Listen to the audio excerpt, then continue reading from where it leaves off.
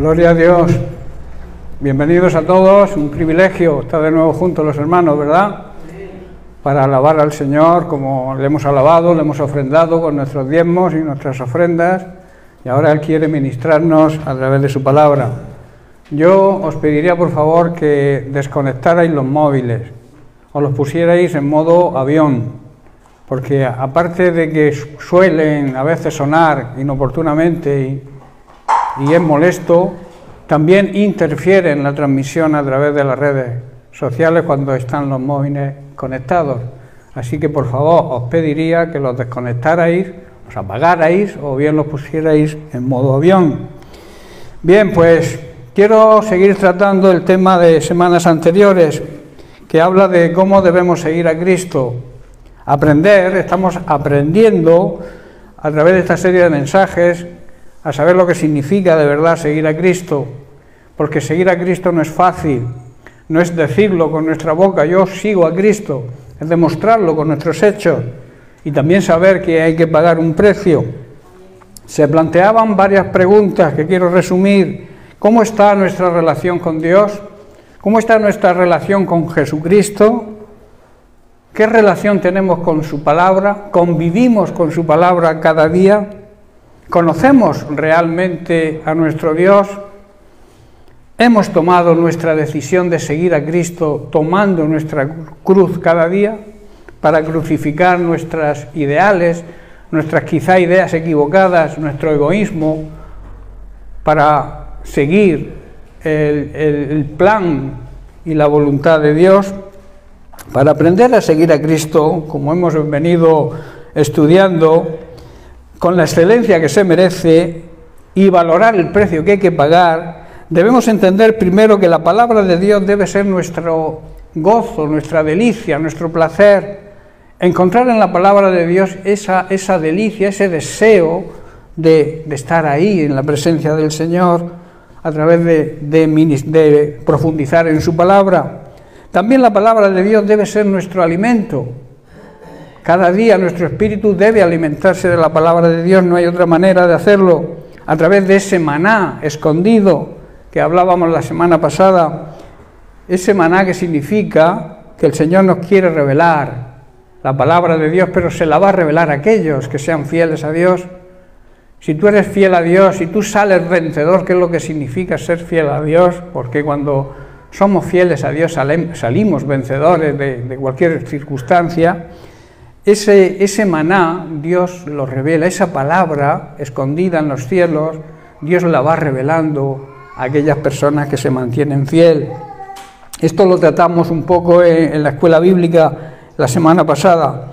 Dice que este anhelo, este deseo ardiente de indagar y esa pasión por conocer cada día más de la palabra de Dios, nos va a llevar a poder estar a solas con Dios. ¿Tú recuerdas la última vez que estuviste a solas con Dios? En una relación fuera ya de la familia, fuera ya de cualquier circunstancia, a solas, en la intimidad con el Señor. ¿Te acuerdas? Pues deberíamos hacerlo cada día. Un tiempo de estar a solas con el Señor. Un tiempo de estar a solas con nuestro amado, ¿verdad? Si amamos a alguien, nos gusta tener intimidad con esa persona que amamos, pues Dios es lo mismo, aparte de que Él también se goza cuando estamos a solas con Él y tratamos con Él cualquier circunstancia que nos acontezca, como un Padre amoroso que es. A solas con Dios, hermanos, y a través de la intimidad, Dios nos va a revelar su palabra para que la podamos entender, la podamos valorar y también aplicarla a nuestra vida, que en definitiva, lo que importa, porque el conocimiento de la palabra de Dios no nos salva. El conocer mentalmente lo que Dios quiere que hagamos no nos salva si no lo aplicamos a nuestra vida. De ahí la necesidad de aplicar la palabra de Dios a nuestra vida. En Deuteronomio capítulo 29, verso 29, Moisés se dirige al pueblo hebreo y les dice, esto es profético y también de aplicación para la iglesia hoy, dice: las cosas secretas pertenecen a nuestro Dios, mas las reveladas son para nosotros, y para nuestros hijos para siempre, para que cumplamos todas las palabras de esta ley. ¿Qué significa esto?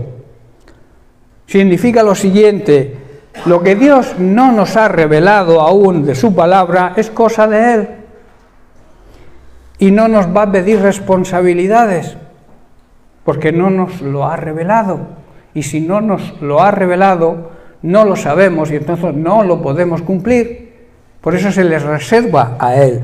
Pero dice, son para nosotros las palabras que han sido reveladas y para nuestros hijos. O sea, eso es cosa nuestra. Lo que Dios nos ha revelado ya es cosa nuestra, es cosa de nuestros hijos, porque tenemos que transmitirlo aún desde pequeñitos a nuestros hijos, lo que Dios nos va revelando y las cosas maravillosas que hace cada día con nosotros, para que ellos luego lo vayan transmitiendo a los demás. Y de eso, de lo que ha sido revelado, Dios sí nos va a pedir responsabilidad y la obligación a obedecer. ¿Estáis comprendiendo? En Apocalipsis capítulo 2, verso 17, Dios hace un llamado general y promete, porque dice a todos, es general, a todos los que salgan vencedores, que quiere decir a todos aquellos que se mantengan fieles a mi palabra, les daré del maná que ha sido escondido, en el cielo. El maná, hermanos, escondido ahí en el cielo, es la palabra de Dios que aún no ha sido revelada y que Dios quiere revelar a todos aquellos que, como he dicho, nos mantengamos fieles y salgamos vencedores. La clave de nuestra victoria es la fidelidad a Dios. Si tú quieres vencer cualquier circunstancia, cualquier problema que tengas, la clave es ser fiel a Dios. Sabéis que Dios es un Dios fiel y justo, ¿verdad? Y siempre lo ha sido, es eterno, su amor, su justicia y su fidelidad son eternas, porque Dios es eterno. Y entonces, ¿cómo pagamos nosotros esa fidelidad a Él? ¿Cómo saldremos vencedores? Siendo fieles a Él también, en todo lo que su palabra enseña. Por eso debemos aprender a vencer sabiendo que las fuerzas y la sabiduría para hacerlo nos vienen de arriba del Señor. Salomón declara en el libro de Proverbios, capítulo 21, verso 31, lo siguiente: el caballo se alista, o sea, se prepara para el día de la batalla, mas el Señor es el que da la victoria. Hermanos, nuestro trabajo es prepararnos para la lucha, es prepararnos para la batalla. La vida en sí es una lucha, es una batalla. Son batallas que vamos consiguiendo con las fuerzas y la ayuda de Dios, pero que al final vamos sumando victoria hasta conseguir la victoria final. ¿Cuál es la victoria final? La vida eterna. Y la vida eterna que, como yo siempre digo, hay que empezar a vivirla aquí. Y cuando partamos de este cuerpo, de esta materia, el alma, el espíritu, viaja a la eternidad y sigue en vida eterna. Por eso nuestro trabajo, como he dicho, es prepararnos para la lucha, estar preparados. Todo soldado se entrena, ¿verdad? Y se prepara para la lucha, hace instrucción, hace gimnasia para estar fuerte, ¿verdad? Nuestro espíritu tiene que estar fuerte y hay que llevarlo al gimnasio. El gimnasio del espíritu es la palabra de Dios, donde el espíritu coge fuerza para afrontar cualquier problema y situación. En Marcos capítulo 4, en el versículo 33, leemos lo siguiente, dice: con muchas parábolas les hablaba Jesús la palabra, conforme a lo que podían oír, y sin parábolas no les hablaba, aunque, escuchad bien, a sus discípulos, no a los creyentes, a sus discípulos, no a aquellos que les seguían las multitudes, sino a sus discípulos, a los que se mantenían fieles a Él, en particular, a solas, estando a solas con ellos, les declaraba todo, ¿verdad? De ahí parte la necesidad de ser discípulos y verdaderos discípulos, no simplemente oidores y a veces también olvidadizos, sino discípulos, aprendiendo cada día del Maestro para poder salir vencedor. Jesús enseñó el mensaje del reino de Dios, o enseñaba el mensaje del reino de Dios mediante muchas comparaciones de acuerdo con lo que la gente podía entender. Siempre ponía comparaciones, digamos, de las cosas cotidianas para revelar grandes secretos espirituales y verdades espirituales. Jesús actuaba así. Por eso a mí me gusta predicar de una forma sencilla, donde el pueblo lo entienda. Hay predicadores eruditos que conocen muy bien todas las palabras griegas, hebreas, arameas, y te predican y te montan ahí, y tú dices, ¿cuánto sabe este hombre? Pero en realidad no llegan al pueblo llano, ¿verdad? Por eso Jesús hacía eso, predicaba con comparaciones, con parábolas, que es lo que significa comparar algo para que la gente lo entienda. ¿Estáis comprendiendo? ¿Lo estáis entendiendo? Hablaba solamente por medio, como he dicho, de comparaciones y ejemplos, pero cuando estaba a solas, que esta es la clave del mensaje de hoy, cuando estaba a solas con sus discípulos, les explicaba y les revelaba todo con claridad. Sabéis que después de las parábolas, por ejemplo, de la parábola del sembrador, los discípulos, cuando estaba a solas con Jesús, les decía, Jesús, enséñanos qué has querido decir con esto, ¿verdad? Y Jesús les explicaba la parábola, punto por punto. Eso es, por eso digo que hay una necesidad grande de ser discípulos para que el Señor nos muestre y nos explique las cosas con claridad. El Señor hoy, hermanos, a través del Espíritu Santo, no nos enseña todo de golpe. No podríamos resistirlo, sino que nos enseña a medida que podamos entenderlo. A medida que podamos entender lo que Él quiere enseñarnos, nos lo irá enseñando poco a poco. En la manera, eso sí, que vayamos creciendo y madurando espiritualmente. Esto implica ser fieles, porque si no, no hay crecimiento. Tú puedes estar asistiendo a 50 años a una congregación, yendo a los cultos de oración, diezmando, haciendo 1000 cosas, pero si no te mantienes fiel en todo, no vas a conseguirlo. Por eso dice que a medida que vamos creciendo y madurando espiritualmente, Dios nos irá aclarando y revelando cosas que antes de esa madurez y ese crecimiento no podíamos entender.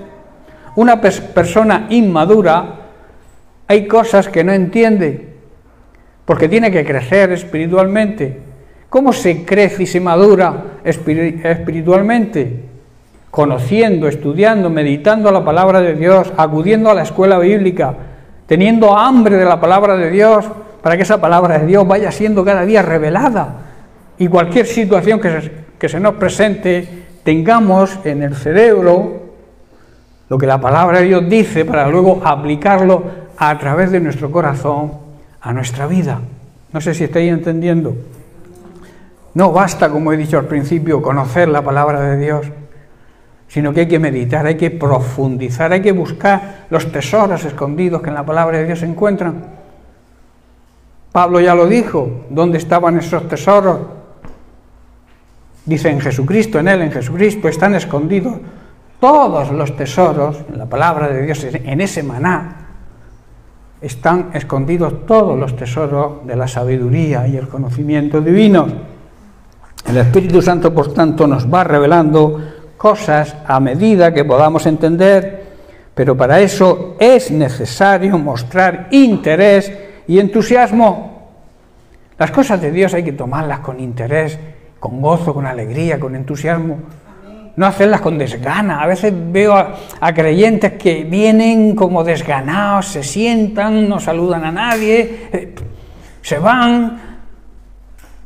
La vida cristiana tiene que tener otro aire, hermanos, de gozo, de alegría, de vernos y que los ojos nos reboten. Ayer veía el programa de Nicky, esta persona que le faltan los brazos y las piernas, que estuvo ayer dando una conferencia en Madrid, y decía, si quieres entenderme, no mires mi cuerpo, mírame a los ojos, porque los ojos son el espejo del alma.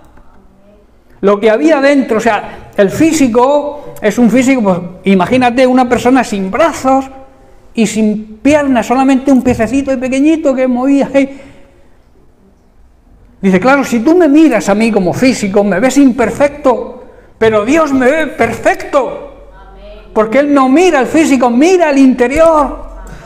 Por eso si queremos ver a alguien que tenga el gozo del Señor, míralo a los ojos, no le mires si es feo, si es guapo, si es negro, si es blanco o si es azul. Mírale a los ojos y entenderá lo que hay dentro de su corazón. ¿Estáis comprendiendo? Por eso a mí me gustaría que cuando viniéramos aquí todos demostráramos ese gozo y esa alegría de estar los hermanos juntos. Eso también es armonía, ¿verdad? No hagáis las cosas por obligación, hacedlas con gozo, con alegría, con entusiasmo. Seguir al Señor es una aventura, pero es una aventura apasionante, que debe llenarnos de gozo y de alegría, ¿verdad? En Colosenses, capítulo 1, versículo 9, vemos que este era el gran deseo de Pablo para los colosenses. Y por ese motivo oraba, dice, y esto también es de aplicación para hoy, para nosotros, dice el versículo 9, por lo cual también nosotros, desde el día que lo oímos, no cesamos de orar por vosotros y de pedir, escuchad, que seáis llenos del conocimiento de ¿qué? De la voluntad de Dios. Tú nunca vas a conocer la voluntad de Dios si no conoces la palabra de Dios. Si no lees la Biblia, si no estudias la Biblia, si no meditas en ella, nunca vas a conocer la voluntad de Dios. Porque la voluntad de Dios es su palabra. En su palabra está la voluntad de Dios. Y entonces dice, por eso oro para que seáis llenos del conocimiento de su voluntad, en toda sabiduría e inteligencia espiritual. Y el verso 10 dice, para que viváis, para que andéis como es digno del Señor. O sea, para que viváis como el Señor se merece, agradándole en todo, llevando fruto en toda buena obra y creciendo, madurando, hermanos, en el conocimiento de Dios. Para darnos cuenta si vivimos como el Señor se merece, Pablo nos dice en 1 Corintios 11, 28, que leemos casi siempre cuando participamos de la Santa Cena, dice, por tanto, pruébese, examínese cada uno a sí mismo. Las vidas de otras personas, hermanos, las vidas de otros hermanos de la congregación pueden ser un gran ejemplo para nosotros y debemos imitarlos, pero Dios nos pide personalmente a cada uno que nos examinemos nuestra forma de vivir, nuestra manera de comportarnos, para ver si le agradamos a Dios de verdad. ¿Estáis entendiendo? Hay personas en la congregación que son dignas de imitarlas porque son fieles a Dios. Son personas llenas de sabiduría divina. Pero la Biblia dice que no las examines a ellas, que te examines tú, a ver si realmente tú, las cosas que haces, le agradan a Dios. ¿Estáis entendiendo, verdad? Yo sé que sois personas inteligentes y llenas de conocimiento. Hacer que nosotros seamos hombres y mujeres de acuerdo al propósito de Dios es un trabajo lento, quizá por nuestra tozudez, porque seamos tercos, pero tenemos grandes promesas de Dios, hermanos, porque hay una de las grandes promesas que dice que lo que Dios comienza en nosotros, Él lo va a terminar, cuando nosotros pongamos de nuestra parte. Agrego yo entre paréntesis, porque si nosotros no hacemos nada para que el propósito de Dios se cumpla en nosotros, nunca se va a cumplir. Y os digo algo, todos tenemos un propósito de parte de Dios para nosotros. Y Él quiere que se cumpla, pero depende de nosotros que se cumpla o no. ¿Verdad? Pero la promesa es esa, que lo que Dios comienza en nosotros, si nos mantenemos fieles a Él, Él lo va a terminar. El tiempo, en este caso, lo marcamos nosotros. el tiempo de estar en el desierto, secos, con una vida apática, con una vida pobre en espíritu, una vida mediocre en general, hablando espiritualmente, es cosa nuestra. Jesús estuvo en el desierto ¿cuánto tiempo? 40 días. Moisés, ¿cuánto tiempo tuvo que estar en el desierto? 40 años primero, para aprender disciplina y para aprender humildad. Y luego estuvo otros 40 años con el pueblo hebreo, atravesando el desierto, hasta llegar a la tierra prometida. Y esos se quejaron y dijeron que ojalá hubiéramos muerto antes de salir de Egipto, ojalá muriéramos en el desierto. Y escuchar bien el poder de las palabras, todos esos que dijeron que hubieran preferido morir en el desierto, murieron en el desierto. Se tuvo que levantar una generación nueva, que fue la que entró, la generación capitaneada por Josué, que es la que entró en la tierra prometida. ¿Estáis comprendiendo? Por eso, la decisión, vuelvo a repetir, de estar en el desierto es cosa nuestra. El desierto es nuestra decisión. Estar el tiempo. Pero si somos humildes, hermanos, si nos mantenemos fieles y confiamos plenamente en Dios y nos esforzamos, ese propósito que Dios tiene para ti y para mí se va a cumplir. En el Salmo 138, en el versículo 8, David dice lo siguiente: el Señor cumplirá su propósito en mí. ¿Qué estaba diciendo David? David aquí está expresando que él estaba dispuesto a hacer lo necesario para que el propósito de Dios se cumpliera en su vida. Eso es lo que realmente había en el corazón de David, y por eso aseguró y dijo: Dios va a cumplir su propósito en mí, porque yo estoy dispuesto a esforzarme para que así sea. ¿Estoy entendiendo? No, a veces muchos malinterpretan este tipo de versículos y dicen: no, el Señor lo hará, yo no tengo que hacer nada. No. Hay que esforzarse. Como veremos ahora un poco más adelante, Dios le dijo a Josué antes de entrar, antes de cruzar el Jordán: esfuérzate y sé valiente. Había algo que tenía que hacer Josué, ¿verdad? No decir confía en el Señor que Él lo hará todo. No. Tú eres el responsable. Te he elegido como sucesor de Moisés y tienes que esforzarte y ser valiente. La única manera en que podemos ser útiles y podamos ser utilizados por Dios es dejar que el Espíritu Santo nos muestre las áreas en nuestra vida en las que estamos fallando. Pero a veces, como no queremos reconocer nuestros fallos, no hacemos eso. No nos planteamos y nos presentamos delante de Dios para que su Espíritu Santo nos muestre dónde estamos fallando. Que yo digo y añado, cada uno sabe en lo que falla. Si conoce la palabra de Dios, sabe en dónde está fallando. Por eso dice que, pero tenemos que preguntarle al Espíritu Santo, porque a veces andamos ciegos por malas enseñanzas quizás, o por malos hábitos que hemos cogido, y tenemos algo confundida la palabra de Dios. Y por eso debemos ir al Espíritu Santo para que nos muestre realmente, porque hay personas que se creen que no fallan.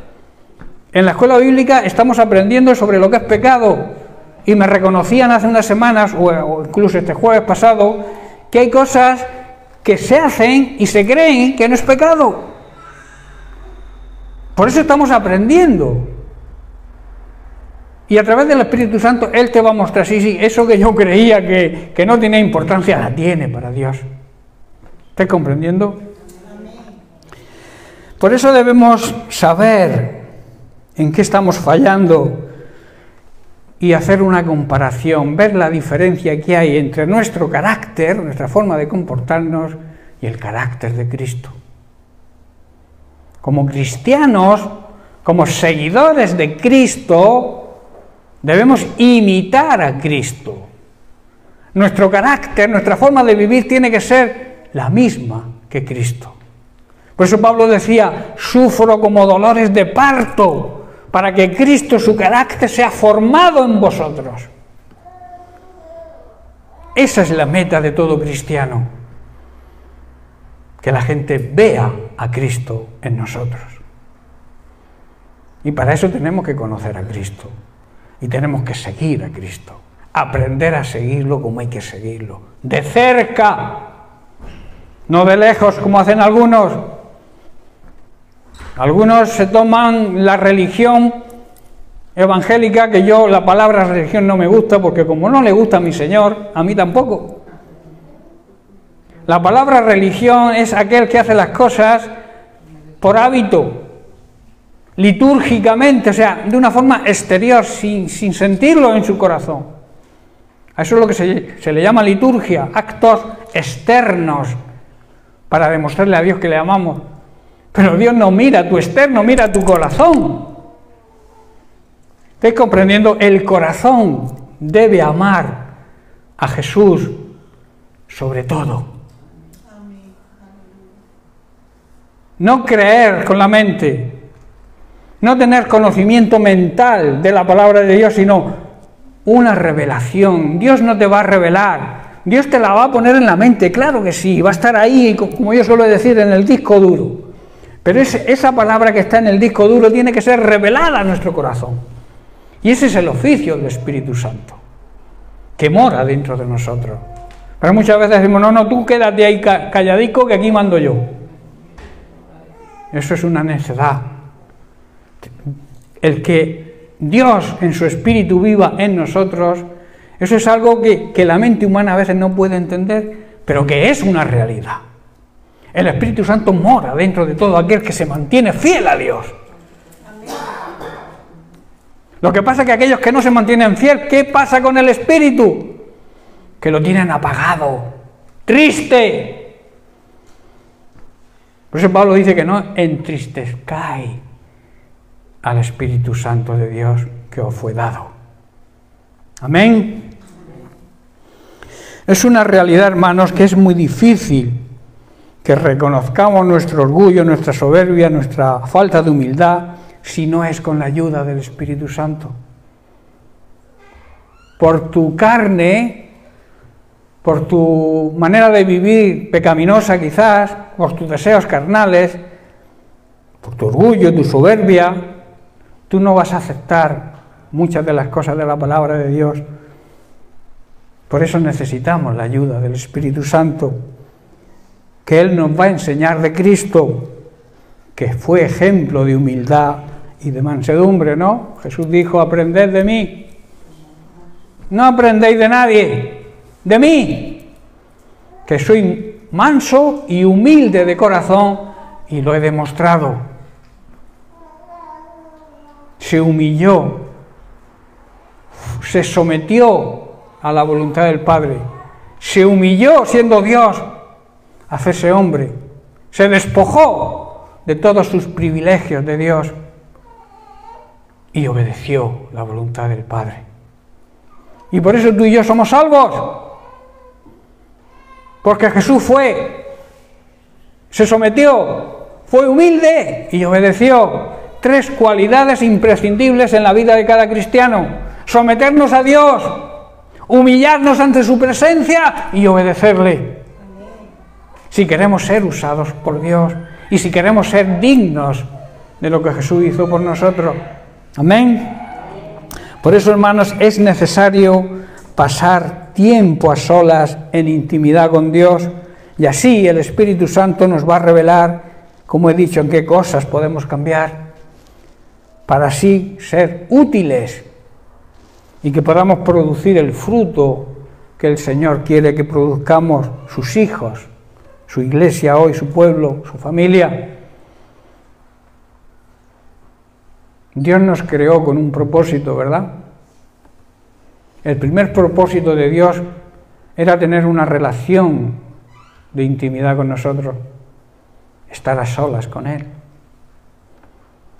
Esa fue. Y luego, cuando el ser humano se negó a tener esa comunión íntima diaria con Dios porque pecó, porque desobedeció, y al desobedecer trajo grandes consecuencias a la humanidad. Pero Dios, en su amor y en su misericordia, dijo: no, la joya de mi creación, yo tengo que hacer algo por ella. Están apartados, se merecen la muerte, la condenación eterna, pero yo sigo amándolos. Hermano, yo te digo algo: aunque tú odies a Dios, aunque tú no aceptes su amor, Él sigue amándote. Eso es una realidad y eso es una verdad. Y por eso envió a Jesucristo, para darnos la oportunidad de arrepentirnos, de perdonarnos y que seamos salvos. Pero también nos dio la libertad de elección. Tú eliges. Eres tú quien toma la decisión, porque tú no eres una marioneta en sus manos, porque si no te quejarías de ser una marioneta en sus manos. Yo no puedo hacer nada porque el Señor no me deja. Diríamos eso, ¿verdad? Él te da el libre albedrío, el poder decidir sobre tu futuro eterno. Maribel, despierta tú que duermes y te alumbrará Cristo.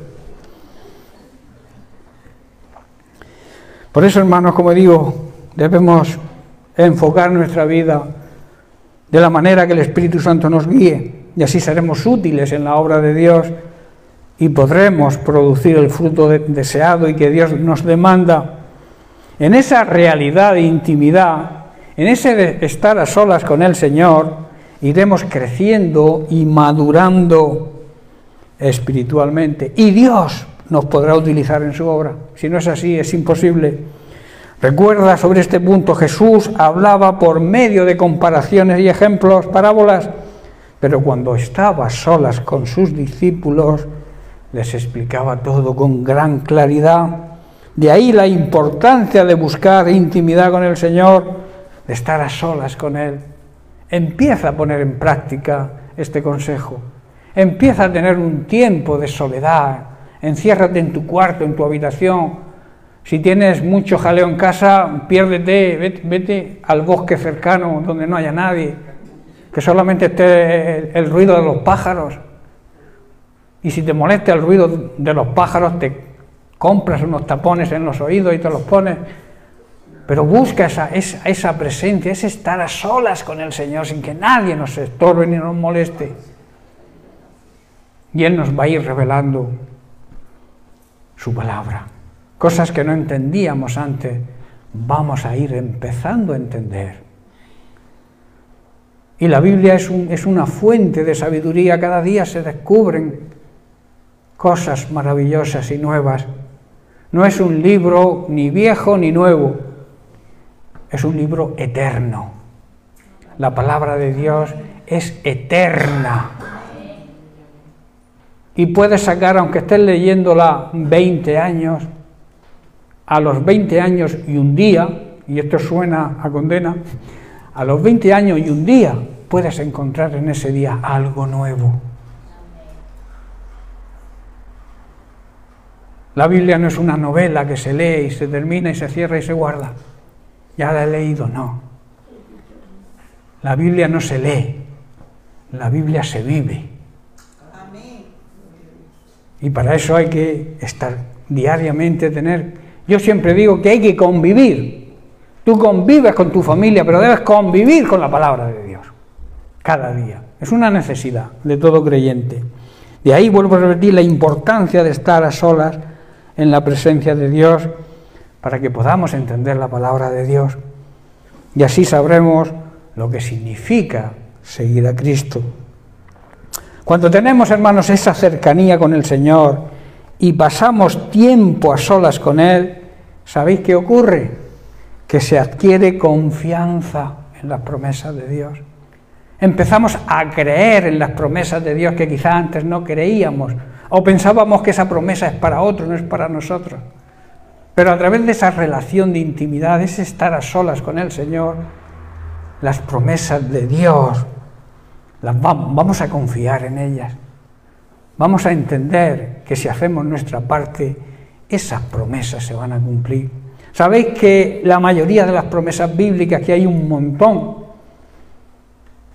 son condicionadas?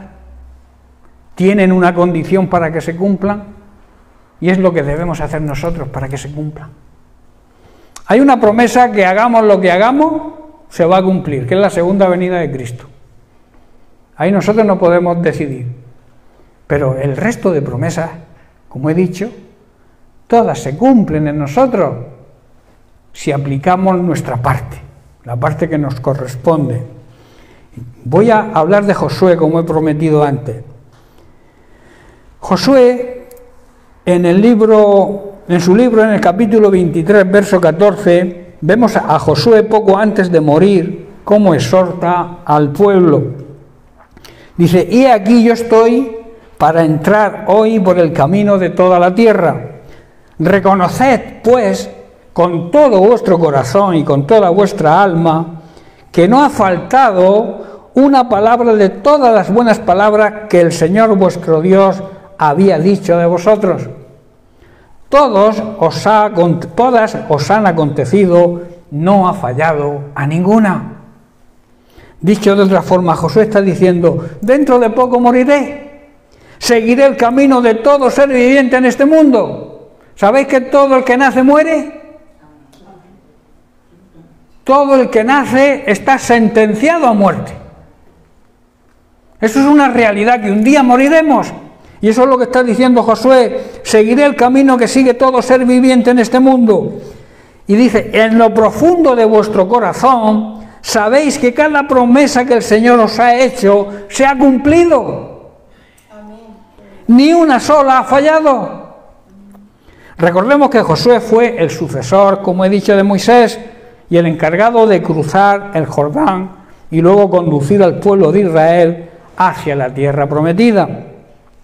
Dios le había dicho a Josué en el capítulo 1, verso 2: «Mi siervo Moisés ha muerto. Por tanto, ha llegado el momento de que guíes a este pueblo, a mi pueblo, a los israelitas, a cruzar el río Jordán y a entrar en la tierra que os doy». Era una tarea difícil, no era fácil, y Josué había incluso llegado a pensar que no estaría capacitado para hacerlo, que no sería capaz de llevar esta misión a cabo.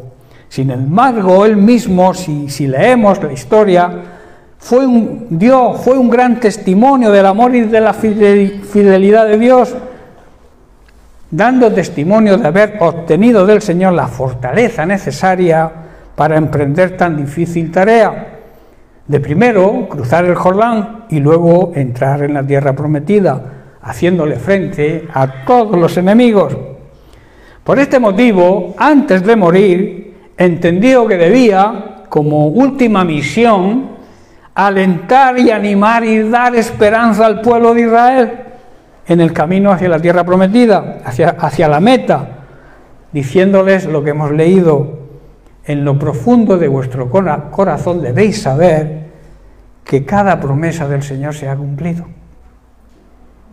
Él creyó que su última misión antes de morir era alentar al pueblo, animar al pueblo a que siguiera confiando en las promesas de Dios. Dios había mantenido y había sido fiel a su palabra. Nunca había fallado ninguna de las promesas durante el camino hacia la tierra prometida. Y Josué utiliza el pasado, porque muchas veces hay que olvidar el pasado. No, hay que olvidar algunas cosas del pasado. Pero el pasado está ahí, en cuanto a las cosas buenas que nos ocurren, para recordar lo que Dios ha hecho por nosotros. ¿Estáis comprendiendo? El pasado está ahí, claro que está. Vivimos en el presente, camino al futuro, pero el pasado nos va a ayudar a vivir el presente y a planificar nuestro futuro. ¿Estáis comprendiendo?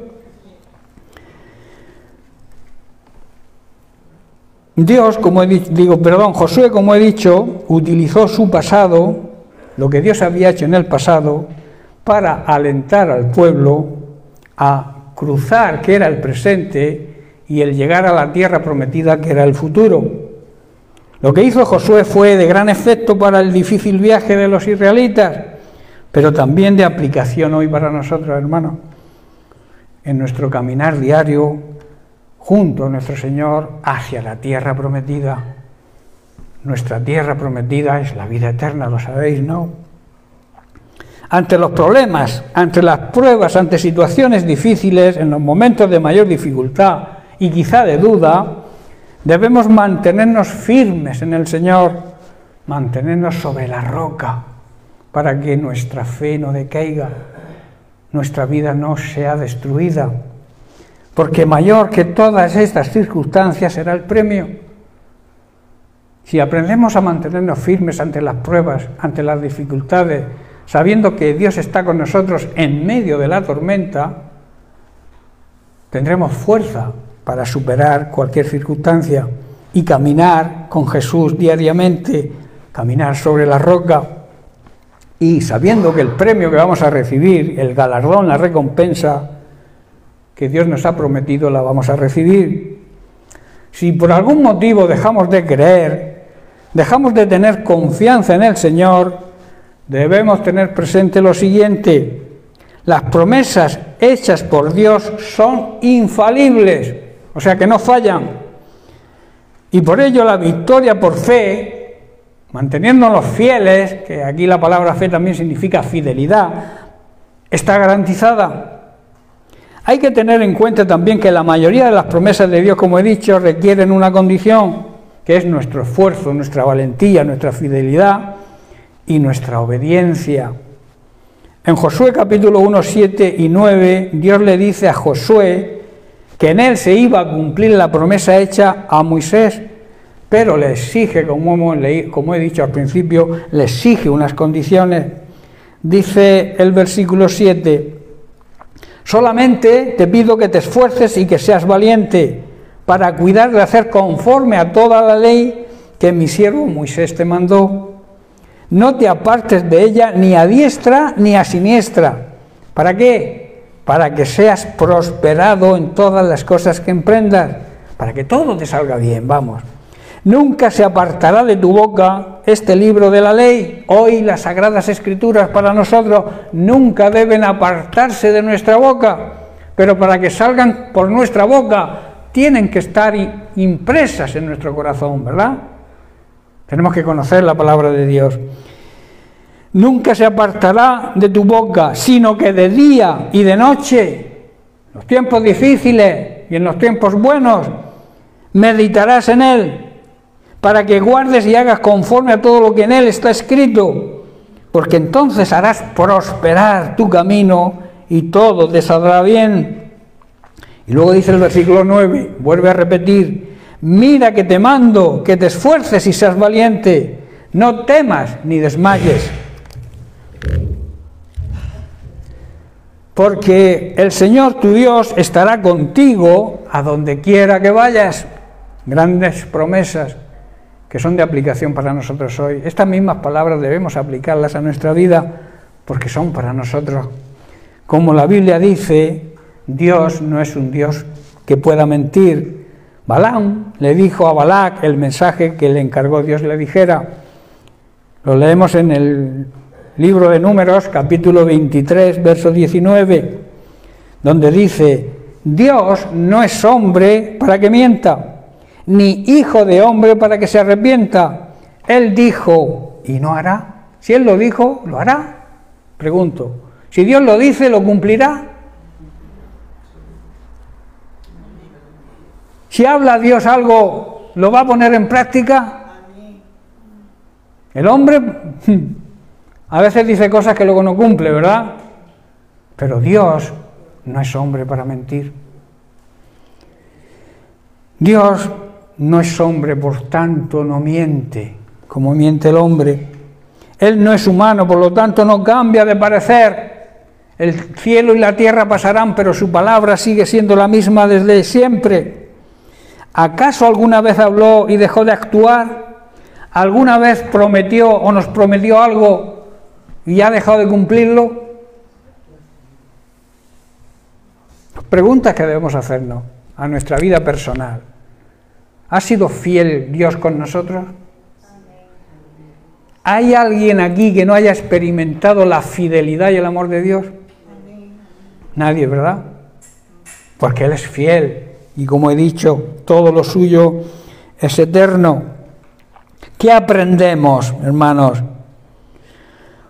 Todos en algún momento de nuestra vida debemos cruzar nuestro Jordán particular para entrar en la tierra prometida. Recordemos que antes de entrar había que cruzar el Jordán, y el Jordán no era un río fácil de cruzar, pero había que cruzarlo para entrar en la tierra prometida. Entonces, para recibir las promesas de Dios y entrar en su refrigerio, tenemos que cruzar nuestro Jordán particular. ¿Qué significa cruzar el Jordán espiritualmente hablando para nosotros? Significa pasar a otro nivel. Ahora están en moda los videojuegos, ¿no? Que vas pasando de nivel y vas... En la vida espiritual también tenemos que pasar de nivel, pero no hacia abajo, sino hacia arriba. Que hay algunos que van para atrás como los cangrejos, en vez de ir hacia adelante.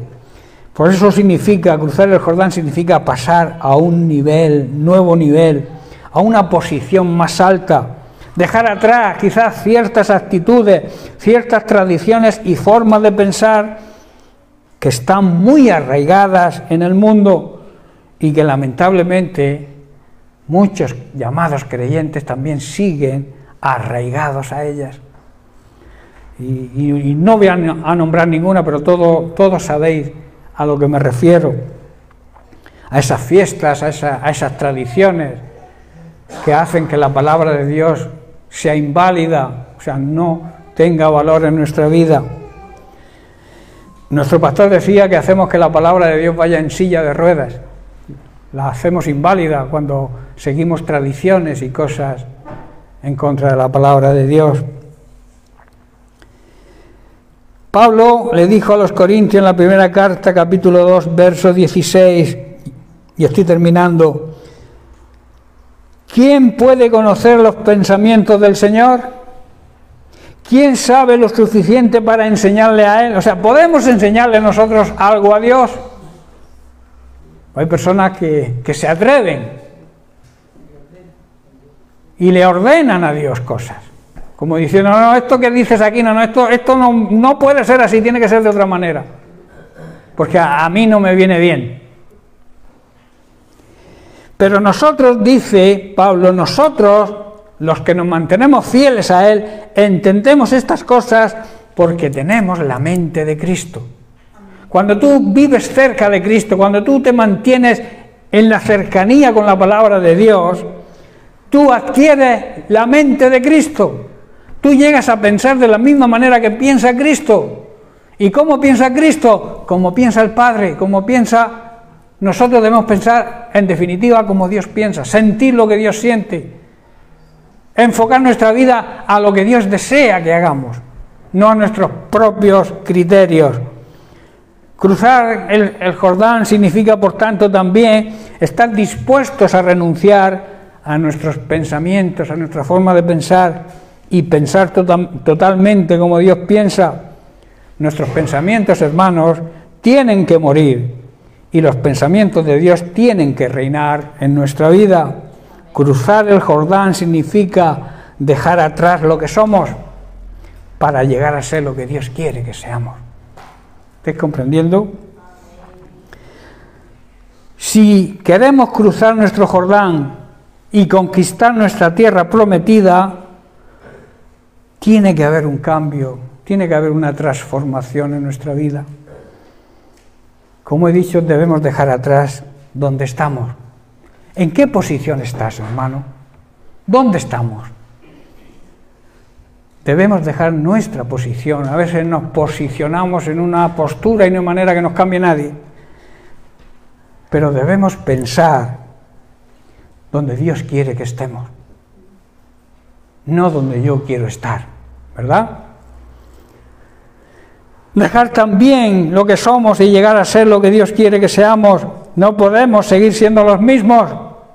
Y por último, cruzar el Jordán es estar dispuestos a ser transformados por nuestro Dios, transformados en nuestra forma de vivir, transformados en nuestra forma de pensar, hasta llegar a conseguir pensar y actuar de la misma manera que piensa y actúa Jesucristo. Yo siempre digo que cuando vayas a tomar una decisión o vayas a hacer algo, o tengas que reaccionar contra algún ataque quizás, que pienses lo que Jesús haría en esa circunstancia. Pero claro, para pensar lo que Dios haría en esa circunstancia, tengo que conocer la vida de Jesús, tengo que conocer su palabra, tengo que conocer lo que hizo, el paseo que se dio por esta tierra, ¿no? El tiempo que vivió en ella, analizarlo punto por punto e intentar seguirle, que significa imitarle. Seguir a Cristo, en definitiva, es imitar a Cristo, hacer lo que Cristo haría en cada circunstancia y en cada decisión que debamos tomar. Si tienes que tomar una decisión y además es importante, busca la sabiduría divina, busca la palabra de Dios, busca la revelación del Espíritu Santo y la decisión será la correcta. ¿Amén? Bien, pues lo dejamos aquí y seguiremos la semana que viene. Que Dios les bendiga.